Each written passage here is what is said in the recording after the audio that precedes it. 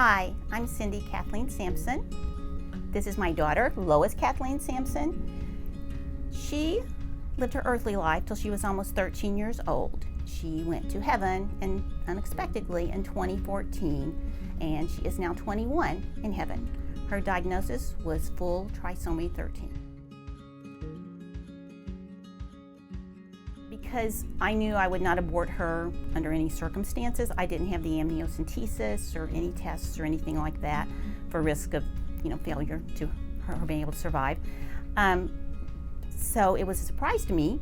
I found out at birth that she was full trisomy 13, but also the doctors were very surprised because we did several sonograms, and when they went back and looked at them, nothing showed up. She had a cleft lip, a cleft palate, cleft skull, heart issues, nothing showed up.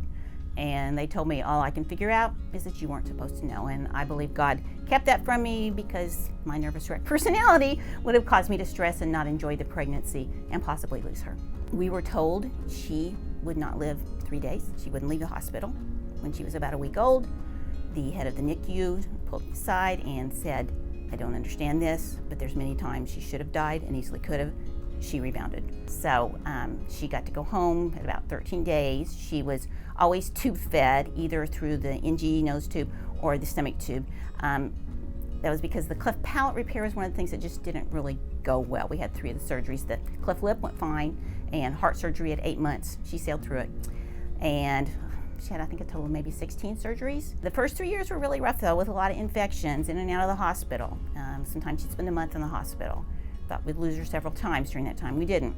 She was 3, we got her in a great special needs school.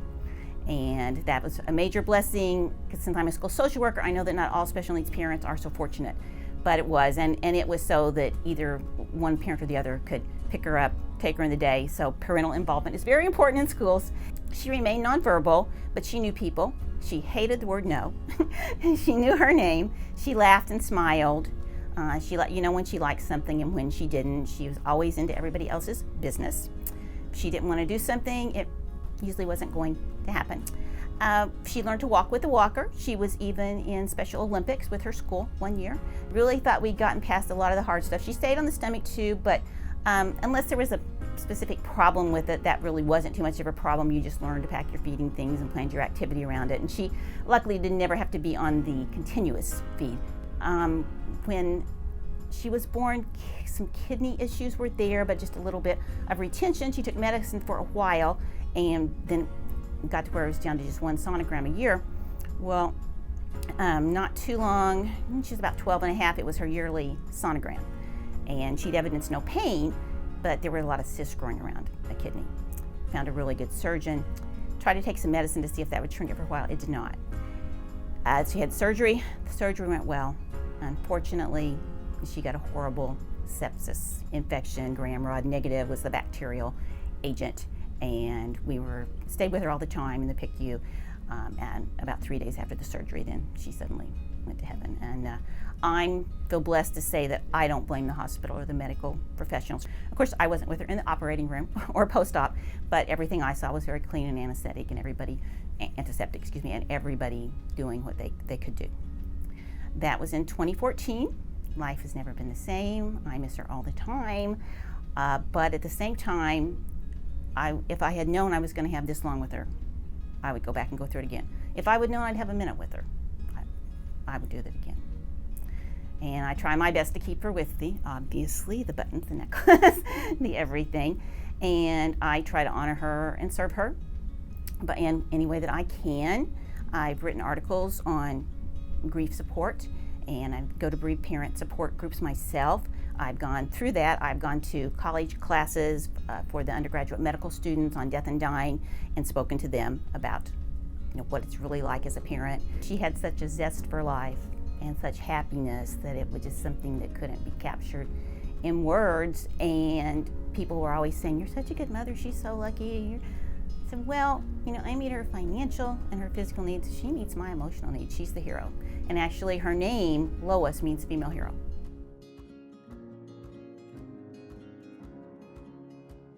What I know now that I didn't know then was that there really is no such thing as normal. I grieved the loss of a normal child. I always loved and adored her, but yet I thought she won't be able to do this, she won't be able to do that. Kind of like she was two children, this wonderful child who could do these things that she did, who brought so much joy and was the essence of my life, but yet a child who couldn't do these things. And I would say to people about that, if you experience that, because I think most special needs parents, especially of the more severe needs, will experience that, just to give yourself time. I mean, she may have been 9 or 10 till one day it hit me for no particular reason. It was like, other than wondering at that time who would take care of her should she outsurvive me, it didn't matter at all that she had these needs. That she's great this way. These kids who don't have these needs, they're great that way. We're all just part of God's world.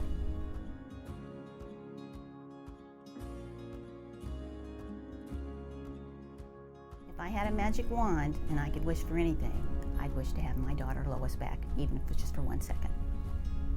And I like to tell parents to try to focus more when you can. It's very hard because I'm a born warrior on the magnificence of the moment, even if it's a rough moment, rather than the worrying of what's ahead. Even when you're battling things out and they seem like they're not going to be, they're here at that moment. They're living, they're breathing, they're a part of you. And they'll always be part of you, whether they go to heaven before you or not.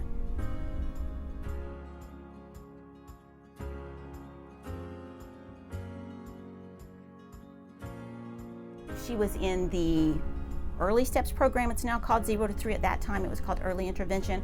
I knew how to get her into that, got her in as soon as I could. And my pediatrician was wonderful. I'd say, please find a good pediatrician if you don't have one. Search around if you can.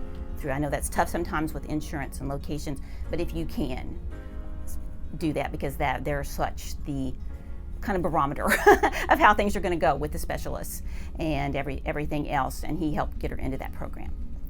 Just be there for your child. Ask a lot of questions. Resources change all the time. Programs change their names. Sometimes things go by locations. Just search, search, search. Go to support groups. Look for things online and try to find things for your child, and don't give up. And I would also say, along with that, give them as many, quote, normal experiences as you can. I like to travel. Lois inherited that from me. In her almost 13 years, I got her in 25 states, Canada, and she got to go on a Disney cruise with Make-A-Wish. And seek things for your child, because I know sometimes being middle class, I could meet her needs, sometimes barely with everything else, but I think, well, these people need more, these people need that. She qualified too. So, get the resources you can, and you can always find a way to help other people through that as well. Make-A-Wish was such a wonderful experience for her. I wound up volunteering for him for 4 years.